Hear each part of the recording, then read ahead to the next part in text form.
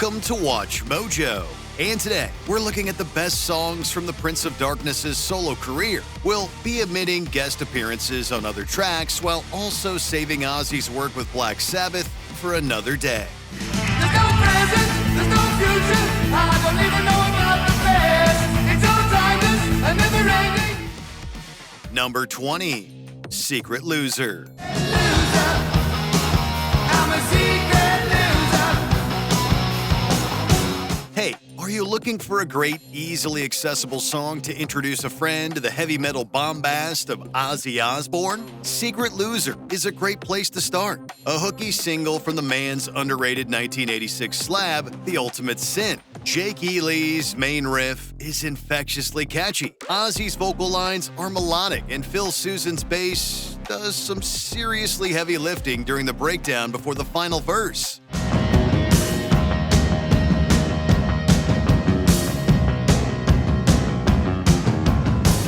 Secret Loser was even featured in the 1986 sci-fi fantasy The Wraith and appeared on that film's soundtrack. Wrapped in a long fire. I'm losing control. The cut is a secret, pardon the pun, killer from a discography chock full of hidden gems. Surface is the world again. Number 19, Steal Away, The Night. Now I feel the time is right. Love will flow like wine tonight. Does the act of including a parenthetical automatically make a song better? Well, not particularly, but it doesn't hurt, especially when it's a track that rocks as hard as Steal Away, The Night. Come on, baby, now I've met your honesty. You are here and I am free. The cut is tucked away as the closing track to Ozzy's breakout Blizzard of Oz LP from 1980. But don't think for a second it's a throwaway. Instead, Steal Away the Night ends Blizzard of Oz in rousing, thunderous fashion, a blazing rocker with a killer riff. Randy Rhoads rips out an amazing lead guitar performance, while Bob Daisley's bass adds a melodic counterpoint to the verses against Ozzy's vocals. It's great stuff.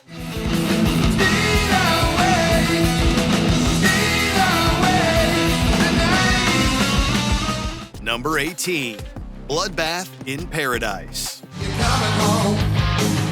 There's blood on the walls. The laundry list of guitar players who have served at Ozzy's right hand leads like a veritable who's who of heavy metal talent. Zakk Wylde made his debut as Osbourne's sideman with 1988's No Rest for the Wicked, and he brought with him a fresh air of riffing urgency.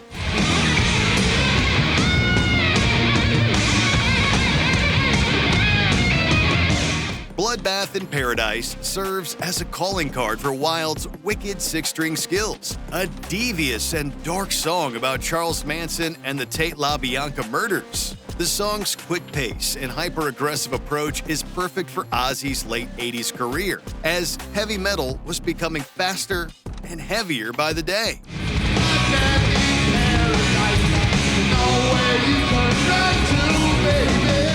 There's little in the way of subtlety, sure, but this isn't a bad thing. Bloodbath in Paradise is a banger.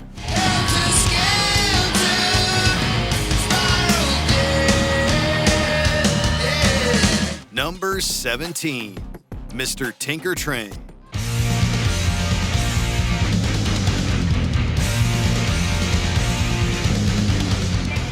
We're going to keep the darkness train rolling for our next pick, the pitch-black predatory opener to 1991's No More Tears. It was a gutsy move for Ozzy and his band to kick off Osbourne's first album for the 90s with Mr. Tinker Train.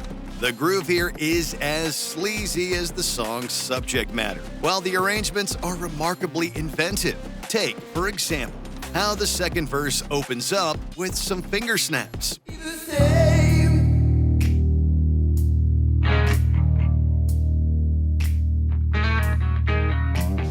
Meanwhile, Zakk Wylde proves how he was one of Ozzy's heaviest guitar players, slinging riffs that are stunningly heavy. The production is thunderous and loud, lifting Mr. Tinker Train to the summit of Ozzy's heaviest jams.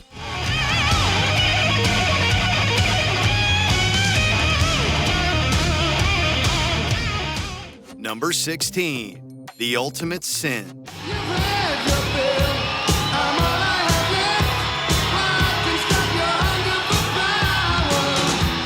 Ozzy's The Ultimate Sin album from 1986 is, for many fans, one of the man's finest recorded efforts, full stop. We're singling out the heavy AF title track in particular, a song that showcases guitarist Jakey Lee in typically amazing form. Keep your hands going.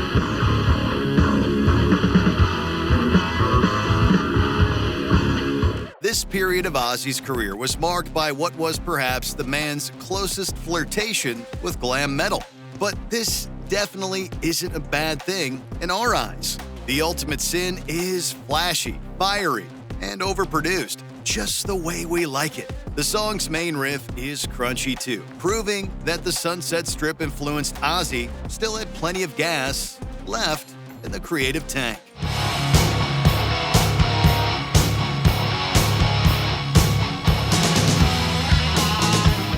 Number 15, Flying High Again.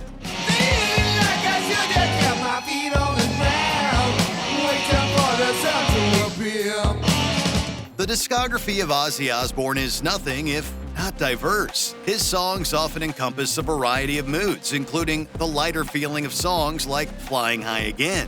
It's the spirit of 1970s arena rock that permeates this cut from Ozzy's Diary of a Madman album from 1981. A feel-good tune about creative freedom.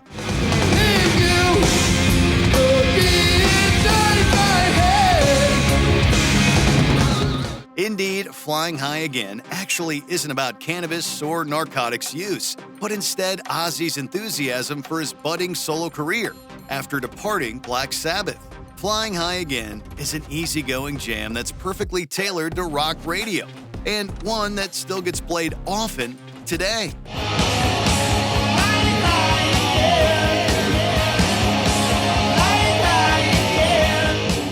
Number 14, Youre No Different. Tell me, where do I belong in a sick society? The era of Ozzy Osbourne's career with guitarist Jakey Lee was one marked with flashy theatrics and some truly great songs. It's here with songs like Youre No Different, where Ozzy's career seems to veer even further away from Black Sabbath's doom and gloom and further into commercial success.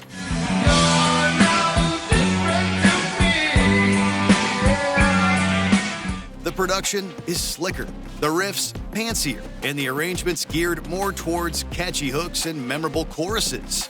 Youre No Different is moody and gothic, while Ozzy's vocals present a brooding prince of darkness, backed by Lee's enviable guitar mastery.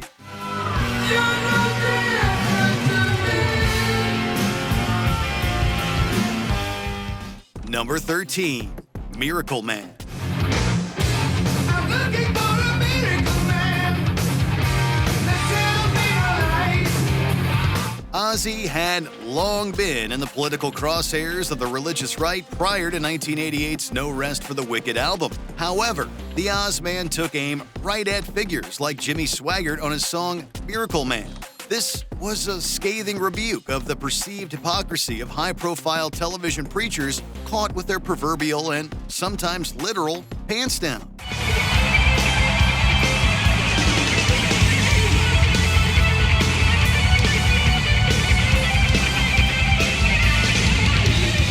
It's a great way to open up the album, as Zakk Wylde kicks out the jams with a riff that practically screams for air guitar accompaniment. Meanwhile, drummer Randy Castillo pounds his kit for all it's worth, making each beat count as Miracle Man races towards the finish line.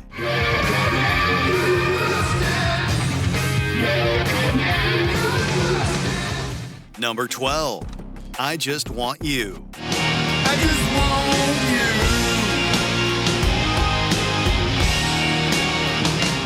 Here's a question. Does an artist's whole career matter? Or do some of us, as fans, tune out after a while. 1995's Osmosis could be considered as one of Ozzy's last great solo albums. At the very least, it contains some truly awesome songs, such as I Just Want You. The tune is melodic and indicative of how the Osmosis album took some creative risks. There are no criminal crimes. There are no unrunnable rhymes. There are some Beatles-esque harmonies utilized by Ozzy on the song, while the backing keyboard orchestration adds some texture to the song's overall quirkiness. The vocal melody is also incredibly strong and memorable, leading the charge to present I Just Want You as perhaps one of those Ozzy songs you forgot about but are glad to revisit. I just want you. I just want you. Number 11. Suicide Solution. Wine is fine, but whiskey is quicker. Ozzy isn't exactly a stranger to controversy, but it was this song that got the singer in legal trouble back in 1985. The song was blamed for the death of John Daniel McCollum, a blame for which Ozzy was found not guilty in courts. The tune itself, meanwhile, anchors itself on an iconic riff from Randy Rhoads, a Spitfire affair that's heavy and groovy at the same time.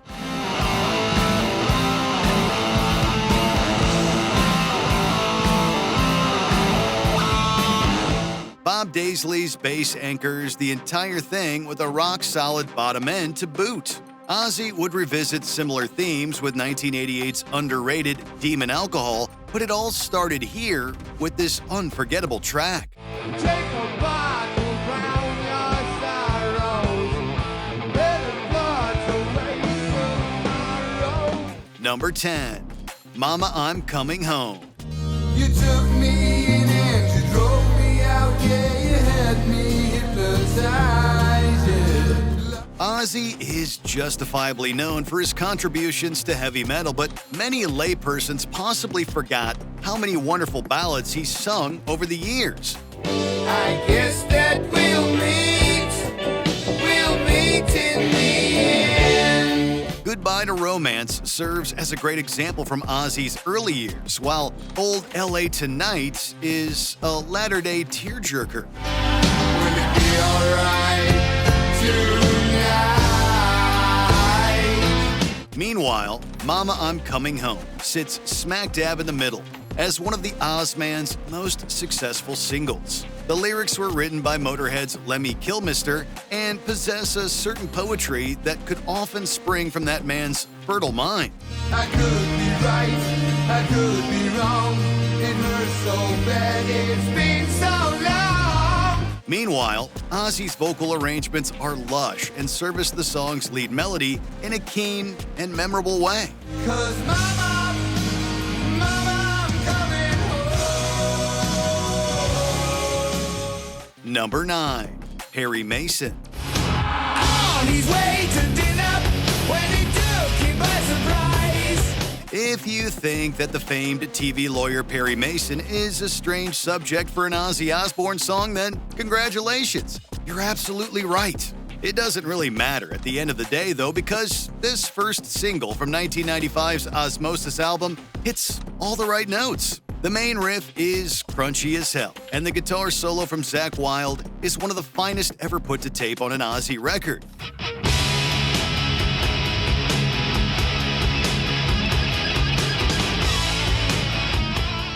The songwriting feels economical here, with a beautiful bridge linking Perry Mason's driving verse sections and that ultra sing-alongable chorus. Don't overthink it too much, and just enjoy Perry Mason for what it is. A great song. Tell me it's alright. Just keep on talking, baby. I've been doing this all night. Number 8. No More Tears. The light in the window is a crack in the sky. There were a number of singles released from Ozzy's landmark, super successful 1991 LP, No More Tears. The title track has endured right up to the modern day as well, remaining a staple on rock and heavy metal radio. It's easy to see why, too. since No More Tears has one fantastic bass line going for it that helps drive the song.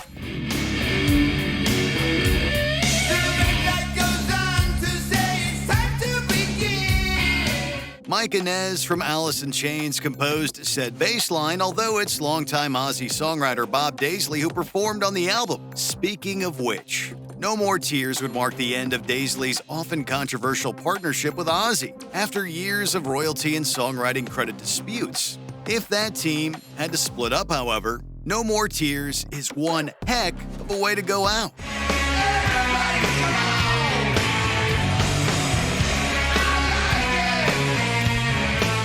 Number 7. I Don't Know.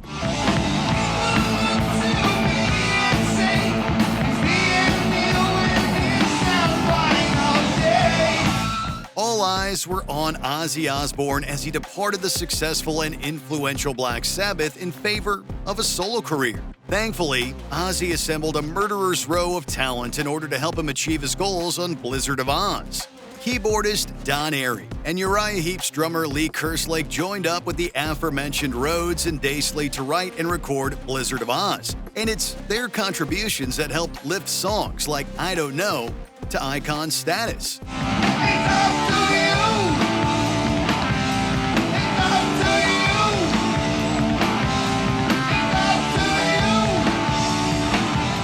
Rhodes' main riff is aggressive but accessible, while Daisley and Kerslake's restrained rhythm sections allows the track to breathe. As for Ozzy, well, he nails that iconic chorus for all he's worth, and this opening track helped forge Blizzard of Oz into heavy metal legend.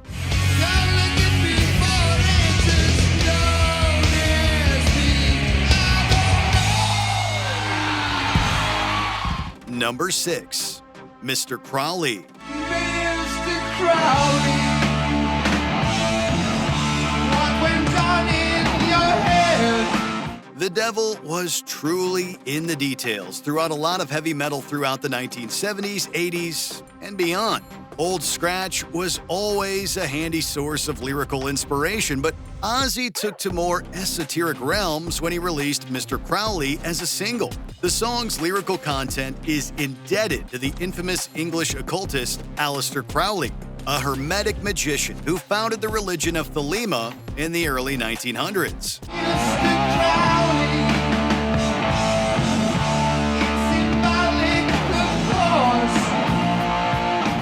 Mr. Crowley's musical approach echoes this mysterious and often shadowed world of religious study, particularly thanks to Don Airey's evocative keyboard intro.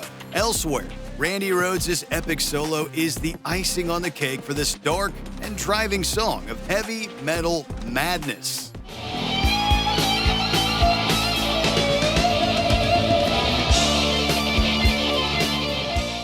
Number 5.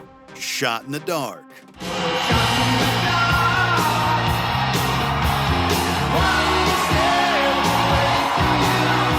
There's a lot to unpack in Shot in the Dark. As mentioned before, Ozzy has always dodged allegations of improperly crediting those who have written songs for and with him over the years. Shot in the Dark was a notable hit from The Ultimate Sin, yet it's curiously missing from many compilation albums for reasons of nebulous ownership. Bassist Phil Susan brought the song to Ozzy after first demoing it with the group Wildlife in the early 80s. Shot in the dark, one step away from you. Shot in the Dark would be heavily reworked, however, gaining Jake E. Lee's shining stamp of guitar wizardry to make it thoroughly Ozzy's. Legal ownership aside, Shot in the Dark remains a melodic high point of exquisite songwriting and one of Ozzy's finest hours.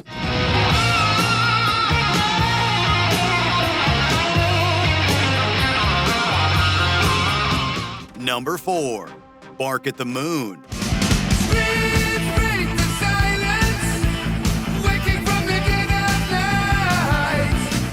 We've talked up Jakey Lee a lot, and with good reason. The man could friggin' shred. Bark at the Moon possesses what's perhaps one of Lee's finest hours with Ozzy, a riff masterpiece that was a barn burner from first note to last. The song wastes no time in melting faces with a central lick that's as catchy as a coal.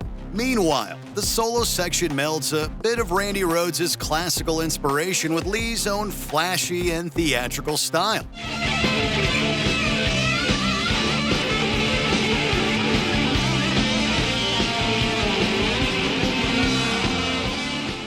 This is over-the-top heavy metal with an equally outrageous music video to cap the whole affair in brilliant fashion.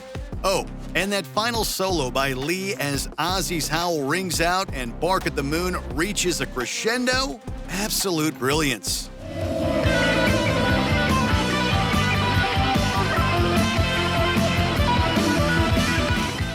Number 3, Over the Mountain.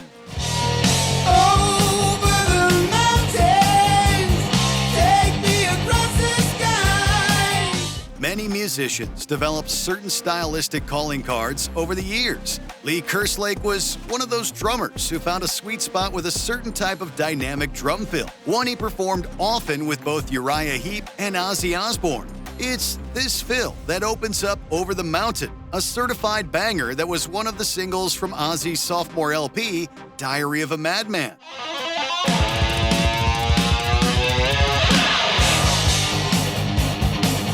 Kerslake's driving drumming works well with Randy Rhoads' classically inspired playing, particularly during the dynamic solo section. Kerslake punctuates Rhoads' cutting lead work with that aforementioned drum fill, as Over the Mountain tramples over everything on the way to a skull-crushing finale.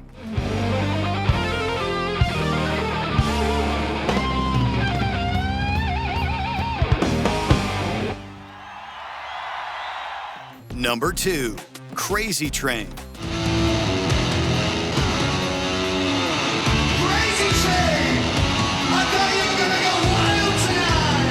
A list of Ozzy Osbourne songs admittedly wouldn't be complete without Crazy Train, right? As the Ozman's best-known tune and was, for many years, their first experience with Osbourne's solo career, Ozzy's iconic opening vocal leads into a thumping bass line and equally classic main riff from Randy Rhoads.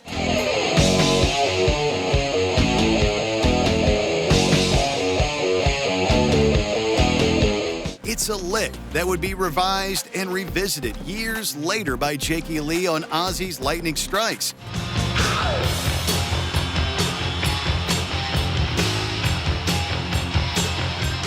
But the original has gone down in history as perhaps heavy metal's catchiest single. Crazy Train is an Ozzy song that will always be regarded as one of the man's musical calling cards. I'm going off the rails on a crazy train. Before we unveil our top pick, here are a few honorable mentions. Devil's Daughter, Holy War, Heaven vs. Hell, Winner Takes All. I'll pay a visit in your darkest hour. I Don't Want to Change the World, a great single from the No More Tears album.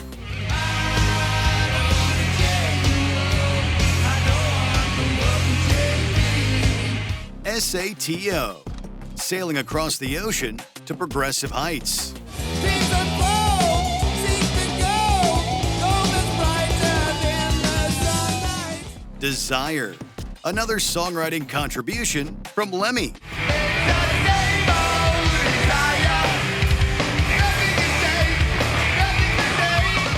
Waiting for Darkness, an epic album closer. Here I'll stay, waiting for darkness. Tattooed Dancer, a slice of sleaze from the Ozman.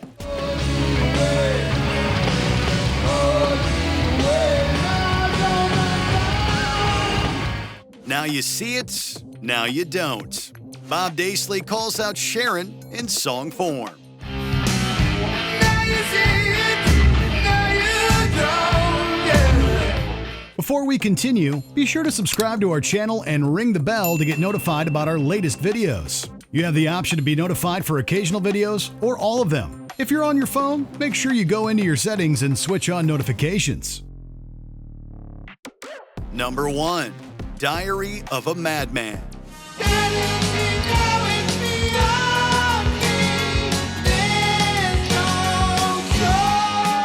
Much has been written over the years about Randy Rhoads' brilliant synthesis of classical music and heavy metal. Diary of a Madman just may be the perfect distillation of that experiment, while also existing as one of Ozzy Osbourne's most progressive-sounding songs. The track is a mini-epic, hanging its hat on Rhoads' inspired playing, an orchestration that sounds like something out of a Hammer horror movie.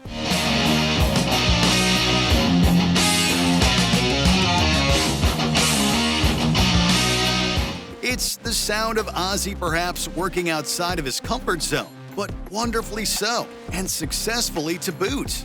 Crazy Train may be Ozzy's biggest hit, but it's Diary of a Madman that's perhaps the man's best song.